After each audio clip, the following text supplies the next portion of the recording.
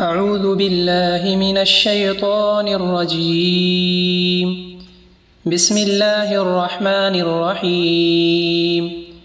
تبارك الذي بيده الملك وهو على كل شيء قدير، الذي خلق الموت والحياة ليبلوكم أيكم أحسن عملا، وهو العزيز الغفور. الذي خلق 7 سماوات طباقا، ما ترى في خلق الرحمن من تفاوت، فارجع البصر هل ترى من فطور، ثم ارجع البصر كرتين ينقلب إليك البصر خاسئا وهو حسير. ولقد زينا السماء الدنيا بمصابيح وجعلناها رجوما للشياطين وأعتدنا لهم عذاب السعير. وللذين كفروا بربهم عذاب جهنم وبئس المصير. إذا ألقوا فيها سمعوا لها شهيقا وهي تفور، تكاد تميز من الغيظ، كلما ألقي فيها فوج سألهم خزنتها ألم يأتكم نذير، قالوا بلى قد جاءنا نذير، فكذبنا وقلنا ما نزل الله من شيء إن أنتم إلا في ضلال كبير. وقالوا لو كنا نسمع أو نعقل ما كنا في أصحاب السعير، فاعترفوا بذنبهم فسحقا لأصحاب السعير. إن الذين يخشون ربهم بالغيب لهم مغفرة وأجر كبير. وأسروا قولكم أو اجهروا به إنه عليم بذات الصدور. ألا يعلم من خلق وهو اللطيف الخبير.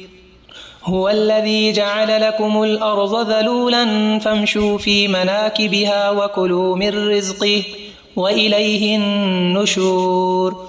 أأمنتم من في السماء أن يخسف بكم الأرض فإذا هي تمور، أم أمنتم من في السماء أن يرسل عليكم حاصبا، فستعلمون كيف نذير. ولقد كذب الذين من قبلهم فكيف كان نكير.